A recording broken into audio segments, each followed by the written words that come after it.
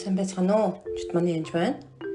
Тэгэхээр та бүхэнд энэ удаа бас өөрөө баярлахтаа бас өөрийгөө бити их одоо буруутгаараа гэж хэлмээр байна. Заримдаа бас үнэхээр тагныг идэж ууж баярлах тохиолдол бас хүнд байдаг.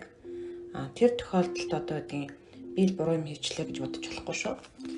Тэгээд заримдаа бас эзнийг баярлуулах явдал маш чухал байдаг. Тэгээд би нэг удаа чөлөөлт хийжсэн чинь бүр эзэн баярлаад хурж байгааг харсан. Тэгээ тэр чөлөөлөгдөж тэгээд тэр дараа нь бас би яг эзэн хүсээ тэрнийхээ төлөө итгэлээр хоёлаа алхаад тийм одоо гэмт амжилтанд хүрсэн. Тэр үед бас эзэн ингээл баярлж исэн. Ер нь бол аав ээжүүд үр хүүхдүүдэд хараад ингээд амжилтанд хүрэхээр нь баярладаг. Бүр ингээд үнээр сайн байгаа харахаар бүр баярладаг байгаа. Үр хүүхэд нь сайн яваа аав ээжүүд бол хүүхдүүдээрээ бахархдаг, баярладаг байгаа. Тэрнтэй адилхан яг эзний хүслээр эзний дагуу явах үед эзэн бүр баярлдаг байгаа. Тэгээд энэ бол бидний хүч болдог байгаа. Нахамаа намын 8-аар уншээ. Тэгээд тэр тэдэнд явцгаа тарганыг идэж, чихрэлгийг ууж, бэлтгэх юмгүй нэгэндээ хувидаг явал.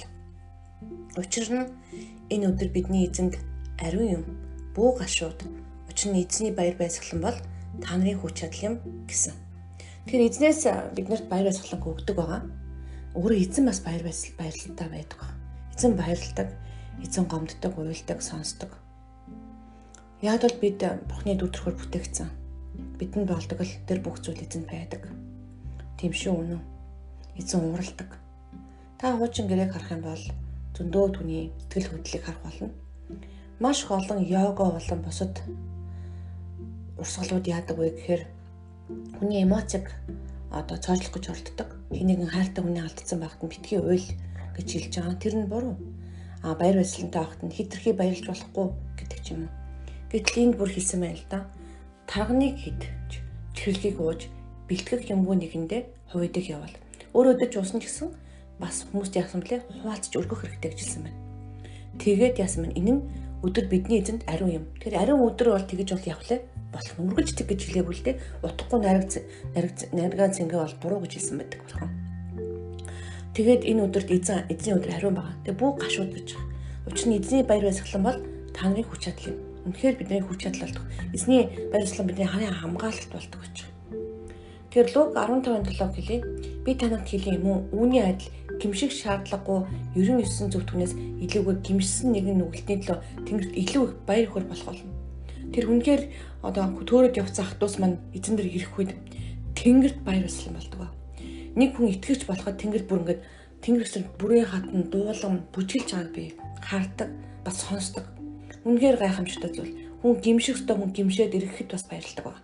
Тэр хүмүүс тэрийг тоодгуулдэ нэг сүртэй юм биш гэж. Үгүй бүхэл бүтэн Тэнгэрээрээ баярлдаг. Нэг хүний амьнаас ямар үнэтэй гэлээ. Тэрийг сайн ойлгох хэрэгтэй. Тэгээд Ром 15:3-ыг уншия. Ариун сүнсний хүчээр та нар найдвараар бэлгсэн байхын тулд найдварын бурхан та нарыг итгэл дотор бүх баяр баясгалан болон амар тайвнаар дүрх болдог. Тэр бүхэл баяр баясгалан болон амар тайвнаар бурхан хаанд дүрдэг нь итгэл дотор дүргдэг байна. Итгэлээрээ бид нар яадаг байна? Дүүрдэг байна. Тэгэхээр юугаар дүүрдэггээр баяр баясгалан болон амар тайвнаар тэр үед юу орж ирдэг гэж байна? Найдвартай байхын тулд гэж байгаа. Найдвартай байх. Тэгэхээр найдвар альва ямар ч хинт зүйл найдвар байх юм бол бид нэг яаж чад автна гарчдаг байгаа. Итгэл нь угаасаа дараа нь заримдаа орж ирдэг зүйл байгаа. Найдаж байх юм бол яаж иж байгаа л явах лээ болдог баг. Тэр итгэл дотор бүх баяр баясгалан болон амар тайвнаар дүүрэх үед яадаг гэж найдвар орчдөг гэж байна. Тэр бурхан энийг дүүргдэг гэдэг юусоо мартаж болохгүй. Бурхан таныг баяр баясгалаар дууж үнэхээр баярлалаа харлаа инээж энэ төр битгий санаа зов. Тэгснийхаа төлөө бүү аа. Яагаад гэвэл нь бурхан үнэхээр баяртай байгаасаа гэж хэлдэг баг. Тэгэхээр номлогчийн үгс 9-ийн талаар харъя. Бурхан үйлсийг тань цаашааж байгаа бол яв өөрийн талхыг хөгжилтөөгөр баярсланаар идэж байгаа. Зүрхэндээ жаргалтайгаар дарсаа ууг гэж. Тэр үнэхээр хизээ тэгж уухаа гэж зүгээр байж байгаа дуу гэсэн үг. Бурхан үйлсийг тань цаашааж байгаа бол гэж. Тэр үнэхээр бурхан таны үйлсийг цаашааж байх үе та мэддэг баг. Бүр үнэхээр баяр хөөр төрдөг баг бурхан та хамт. Тэгээд тэрийг баяр баясгалантайгаар явуулаад найз нөхдөйгөө ураад сайхан хоолж унтлах бол буруу зүйл юусоо биш. Хин нэгэн хоолгүй нэгэндээ хоол өгөх бол зөв зүйл байна. Янийг утгагүй наригдсан гэж хэлээгүй шүү. Гэтэ тэгж баярлчаа дараа нь яана би буруу мэдчлээ гэж хэлдэг хүмүүс байдаг л да. Бити тгийсэй гэж хүсмээр байна. Яг бол аав нь ээж нь яг л хүүхдүүдэд баяртай бол баярлдаг. Түүнтэй адилхан бурхан аав бол биднийг баяртай байхад баярладаг баг.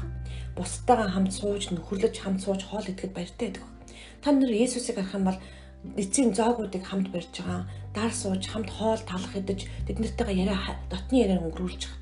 Бидний нөхөрлөх үед бурхан бас хамт нөхөрлөдөг гэдгийг ерөөсөө мартаж болохгүй шүү.